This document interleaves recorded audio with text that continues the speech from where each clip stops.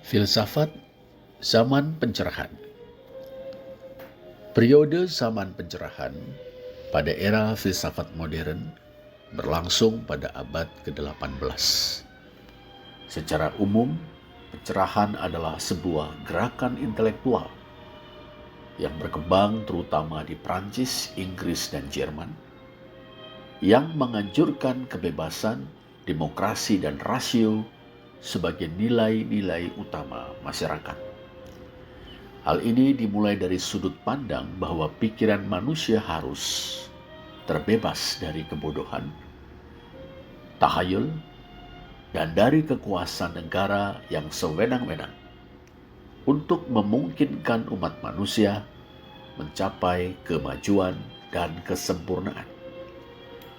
Periode ini ditandai dengan pengaruh gereja yang semakin menurun, konsolidasi pemerintahan, dan hak-hak yang lebih besar bagi orang biasa.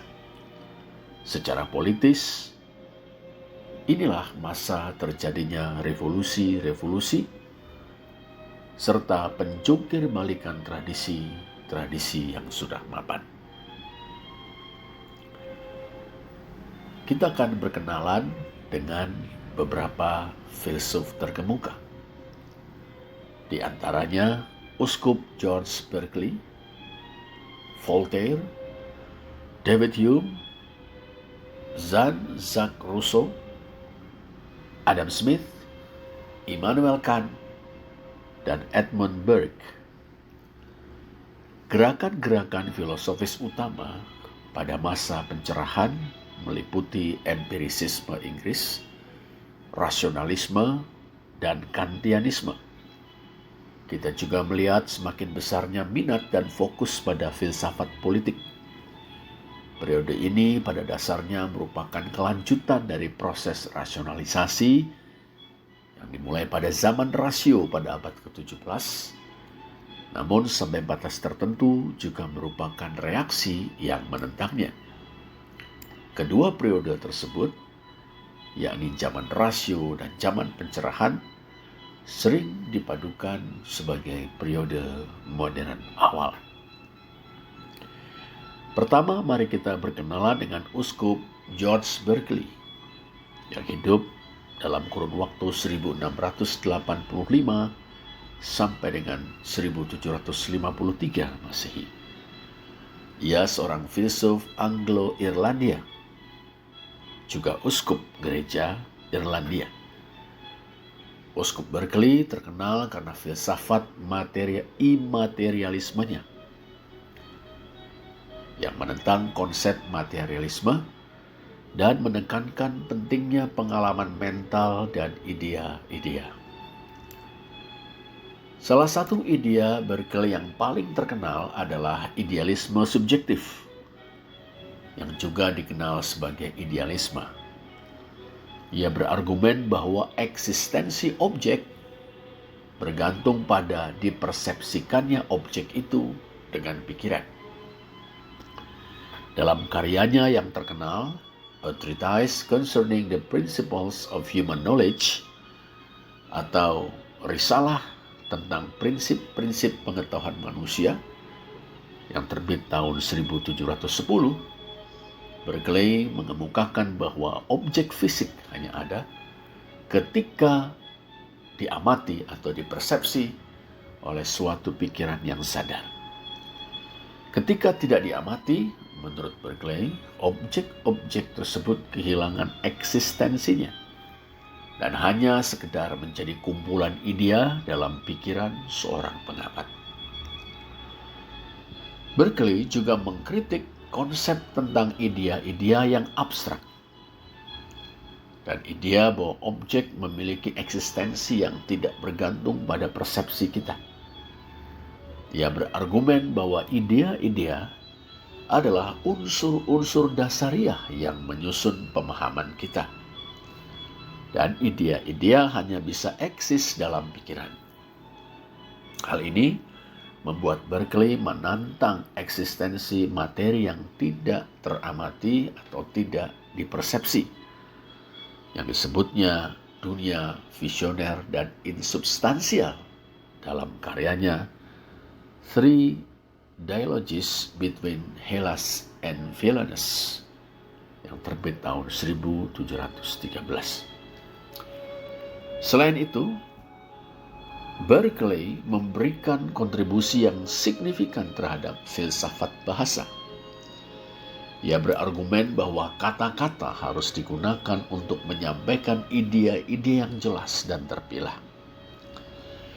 Berkeley juga mengembangkan teori penglihatan yang dikenal sebagai teori kemunculan, emergence theory, yang menyatakan bahwa persepsi akan kedalaman dalam pengalaman visual kita adalah hasil dari kemampuan otak untuk memadukan gambar-gambar 2 dimensi menjadi suatu representasi 3 dimensi. Itulah pemikiran George Berkeley atau Uskup Berkeley. Yang kedua adalah Voltaire yang dilahirkan tahun 1694 dan wafat tahun 1778. François Marie Arouet atau Voltaire adalah seorang penulis, sejarawan, dan filsuf Prancis. Meskipun ia tidak mengajar di sekolah formal atau universitas, karya-karya dan ide-idenya sangat mempengaruhi lanskap intelektual Eropa pada abad ke-18. Beberapa pokok pikirannya: pembelaan atas kebebasan berpendapat dan beragama. Voltaire menganjurkan hak untuk mengekspresikan pendapat secara bebas dan mengkritik pemerintah tanpa rasa takut akan dipersekusi. Ia juga mendukung toleransi beragama dengan argumen bahwa orang harus bebas menjalankan keyakinannya tanpa campur tangan negara. Kritik terhadap dogma agama dan intoleransi. Voltaire adalah seorang pengkritik keras terhadap agama yang terlembaga, secara khusus penyalahgunaan kekuasaan dan intoleransi terhadap perbedaan pendapat. Ia percaya pada pendekatan agama yang lebih rasional dan humanistik, yang menekankan pentingnya nilai-nilai moral dan hati nurani individu. Voltaire adalah tokoh terkemuka pencerahan, sebuah gerakan filosofis yang menekan dengan rasio sains dan individualisme. Voltaire menganjurkan prinsip-prinsip pencerahan. Ia percaya pada kekuatan pendidikan dan penyebaran pengetahuan untuk memperbaiki masyarakat dan mempromosikan kemajuan. Voltaire berpendapat bahwa negara tidak boleh ikut campur dalam urusan-urusan keagamaan, dan lembaga-lembaga keagamaan juga tidak boleh mendikte kebijakan-kebijakan pemerintah. Voltaire percaya bahwa pemisahan ini, pemisahan gereja dan negara, akan menghasilkan masyarakat yang lebih damai dan toleran. Voltaire adalah seorang sejarawan yang produktif. Karya-karyanya sering berfokus pada studi masa lalu untuk memahami masa kini dan menerangi masa depan. Ia percaya bahwa belajar dari sejarah sangat penting untuk membuat keputusan-keputusan yang lebih baik dan menghindari kesalahan-kesalahan masa lalu supaya tidak terulang pada masa kini. Ajaran-ajaran dan tulisan-tulisan Voltaire mempunyai pengaruh yang signifikan terhadap perkembangan pemikiran Eropa modern, dan berkontribusi bagi tumbuhnya liberalisme, sekularisme, dan kemajuan hak-hak asasi manusia. Yang ketiga adalah David Hume yang hidup dalam kurun waktu 1711 sampai 1776. Ia seorang filsuf Skotlandia. Ajaran-ajaran atau ide-idenya berpengaruh signifikan pada filsafat, sejarah, dan ekonomi. Yang pertama, berikut kita lihat skeptisisme dan empirisisme. David Hume adalah seorang empirisis terkemuka yang percaya bahwa semua pengetahuan berasal dari pengalaman dan persepsi indrawi. Ia berpendapat bahwa idea-idea dan keyakinan-keyakinan kita didasarkan pada kesan-kesan yang diterima melalui indera kita, yang mengarah pada skeptisisme terhadap konsep-konsep abstrak dan pertanyaan-pertanyaan metafisik. Karya Hume tentang sebab akibat adalah salah satu kontribusinya yang paling berpengaruh terhadap filsafat. Ia berargumen bahwa pemahaman kita tentang sebab dan akibat didasarkan pada kebiasaan ketimbang suatu hubungan yang niscaya antar peristiwa. Idea Hume ini menantang gagasan tradisional tentang kausalitas dan sejak saat itu menjadi bahan perdebatan para filsuf. Filsafat moral Hume berakar pada keyakinannya bahwa penilaian-penilaian moral didasarkan pada sentimen dan emosi-emosi manusia semata. Ia menolak idea tentang kebenaran-kebenaran moral yang objektif dan berpendapat bahwa penilaian-penilaian moral kita ditentukan oleh perasaan-perasaan dan pengalaman-pengalaman kita. Dalam bukunya A Treatise of Human Nature atau sebuah risalah tentang natur manusia yang ditulis dan terbit dalam kurun waktu 1739-1740, Hume mengeksplorasi hakikat atau natur rasio, perasaan atau passion, dan batas-batas pemahaman manusia.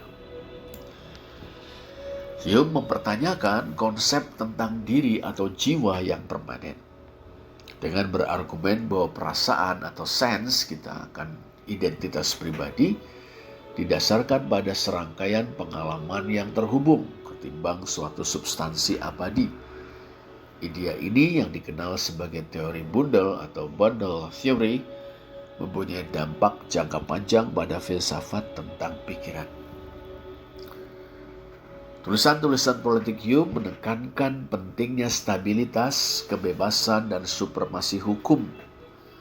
Hume percaya pada pemerintahan yang terbatas dan mendukung keseimbangan kekuasaan di antara cabang-cabang pemerintahan dan kelas-kelas sosial yang berbeda. Hume juga dikenal karena kontribusinya dalam bidang sejarah, khususnya karyanya di History of England atau sejarah Inggris yang ditulis dan diterbitkan dalam kurun waktu 1754-1761. Hume menganjurkan suatu pendekatan yang lebih objektif dan kritis terhadap penelitian sejarah dengan menekankan pentingnya sumber-sumber primer dan analisis kontekstual. Secara keseluruhan, ajaran David Hume mempunyai pengaruh yang besar terhadap filsafat modern, khususnya di bidang epistemologi, metafisika, dan filsafat moral. Yang keempat, kita berkenalan dengan Jean-Jacques Rousseau yang hidup dalam kurun waktu 1712 sampai dengan 1778. Seorang filsuf, penulis, dan komposer Prancis terkemuka. Ajaran dan gagasannya berdampak signifikan pada filsafat politik, pendidikan, dan seni. Karya Rousseau yang paling terkenal adalah The Social Contract tahun 1762, mengajukan teori tentang legitimasi politik berdasarkan kesepakatan sukarela di antara individu-individu untuk menciptakan suatu otoritas yang berdaulat. Hume berpendapat bahwa kehendak umum atau the general will yang mewakili kebaikan bersama atau the common good harus memandu tindakan-tindakan otoritas tersebut. Idea ini berpengaruh dalam membentuk pemikiran demokratis modern. Rousseau percaya bahwa sifat atau natur manusia pada dasarnya baik, tetapi dirusak oleh masyarakat dan lembaga-lembaganya. Dalam karya Hume, Emile or on Education tahun 1762, Ia berpendapat bahwa pendidikan harus berfokus pada pengembangan kemampuan-kemampuan alami seseorang, bebas dari batasan-batasan, norma-norma, dan konvensi-konvensi sosial. Dalam karyanya Discourse on Inequality atau wacana diskursus tentang ketidaksetaraan, ditulis dan terbit dalam kurun waktu 1754-1755, Rousseau mengeksplorasi asal-muasal kesenjangan sosial. Ia berargumen bahwa kesenjangan sosial dimulai dengan penemuan kepemilikan pribadi.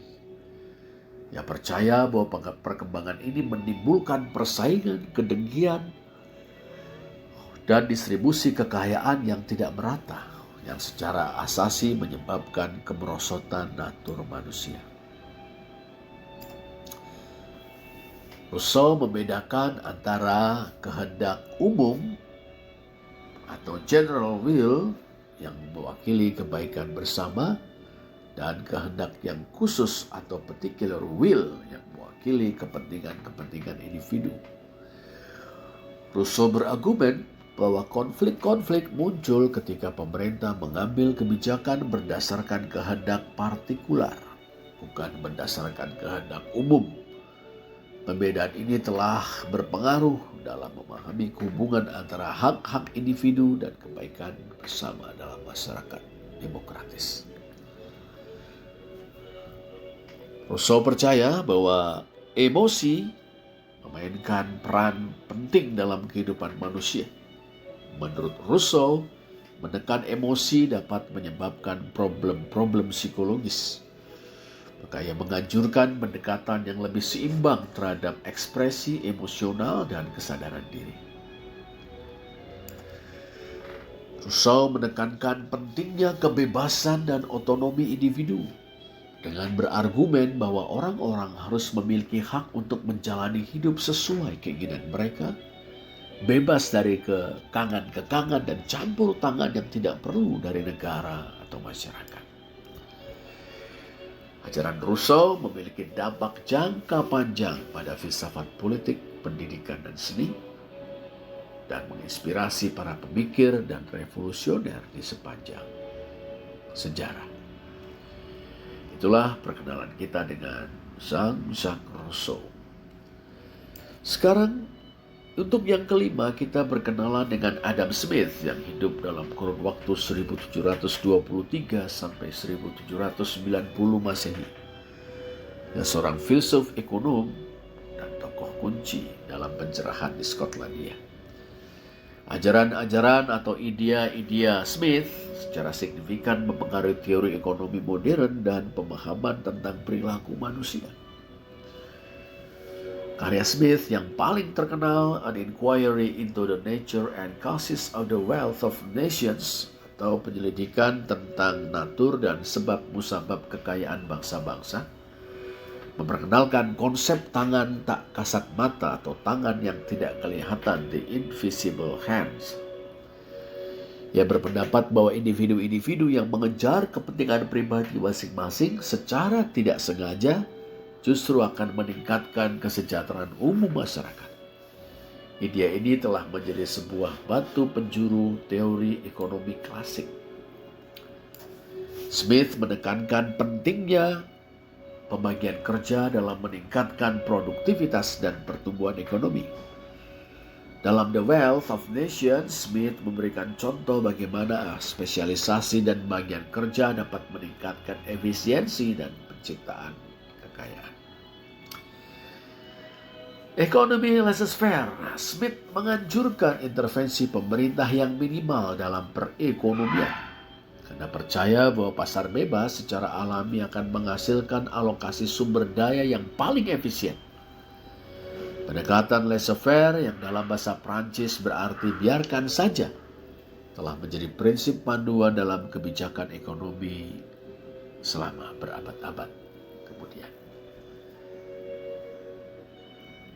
Smith percaya bahwa hak milik atau property rights, hak milik yang jelas dan dapat ditegakkan sangat penting untuk kemakmuran ekonomi. Ia juga menekankan pentingnya supremasi hukum yang memberikan kerangka yang stabil bagi kegiatan ekonomi dan melindungi individu dan properti mereka dari tindakan sewenang-wenang oleh pemerintah atau pihak lain. Sebagai tambahan pada karya-karya ekonominya, Smith juga mengeksplorasi sifat dari atau natur dari moralitas manusia. Dalam karyanya The Theory of Moral Sentiments, teori tentang sentimen-sentimen moral, tahun 1759. Smith berpendapat bahwa penilaian moral kita didasarkan pada kemampuan kita untuk berempati dengan orang lain dan rasa keadilan kita. Karya ini mempunyai pengaruh signifikan dalam bidang ekonomi, sosiologi, dan psikologi.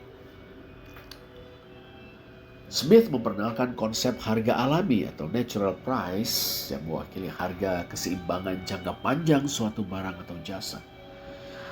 Ia yakin bahwa harga pasar atau harga pasar akan cenderung condong ke arah harga alamiah mengingat adanya cukup waktu dan persaingan. Ajaran-ajaran Adam Smith berdampak besar pada teori dan kebijakan ekonomi modern dengan membentuk pemahaman kita tentang perilaku manusia dan peran pemerintah dalam mendorong pertumbuhan ekonomi dan kesejahteraan. Itulah Adam Smith. Sekarang kita berkenalan dengan yang keenam, yaitu Immanuel Kant yang hidup dalam kurun waktu 1724 sampai 1804. Seorang filsuf Jerman yang secara signifikan mempengaruhi filsafat, etika, dan epistemologi modern. Pertama adalah kita berkenalan dengan konsep Kant imperatif kategoris.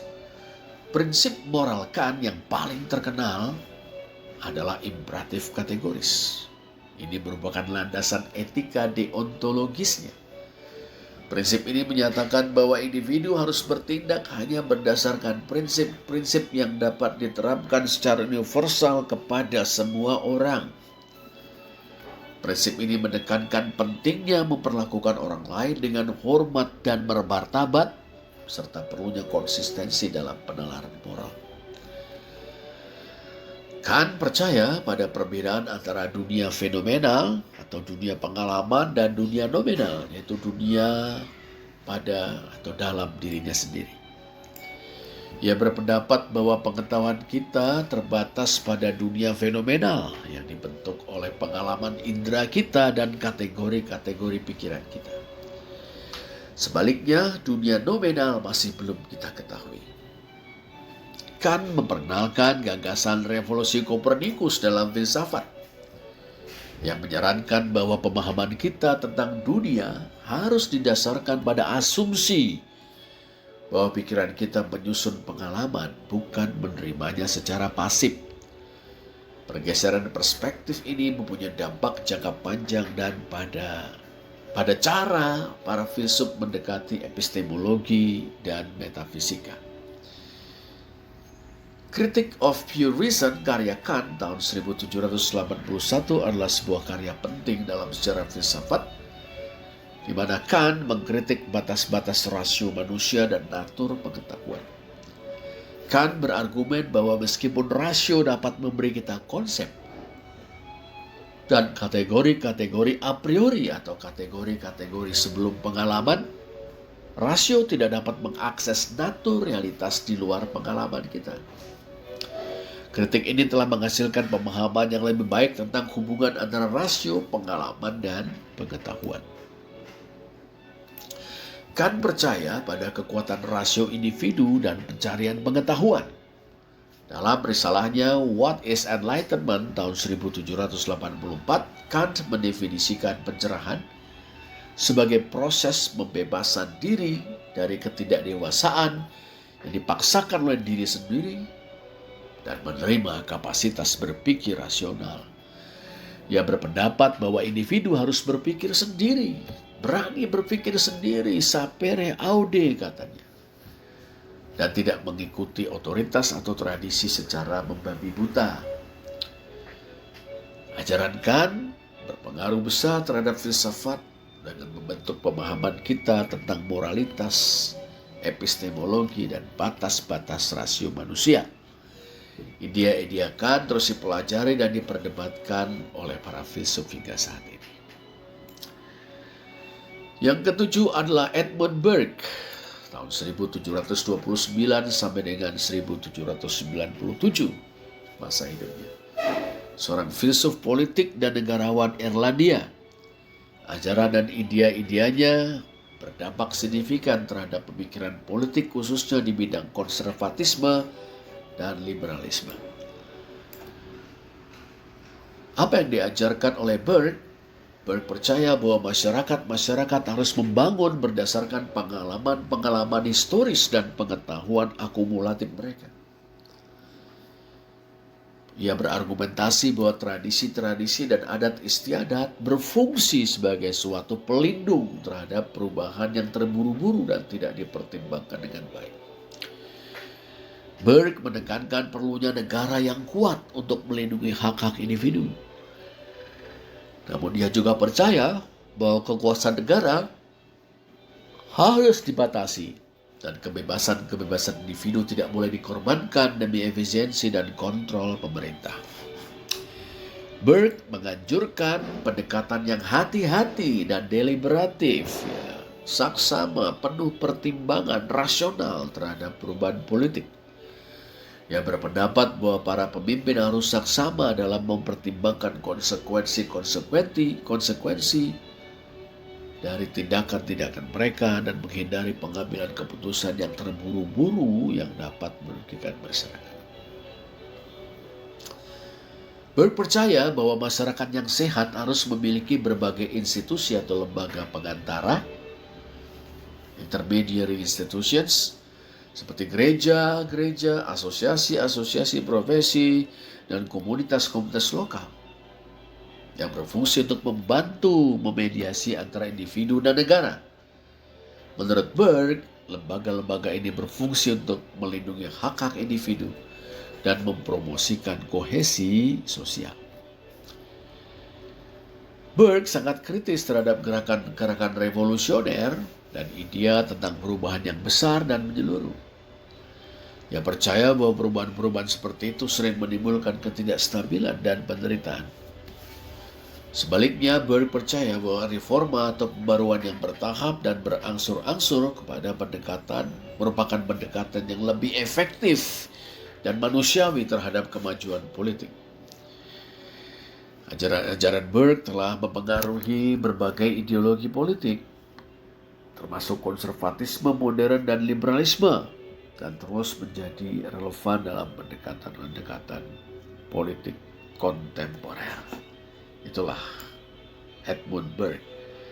Jadi hari ini kita telah berkenalan dengan 7 orang filsuf: Uskup George Berkeley, Voltaire, David Hume, Jean-Jacques Rousseau, Adam Smith, Immanuel Kant, dan Edmund Burke.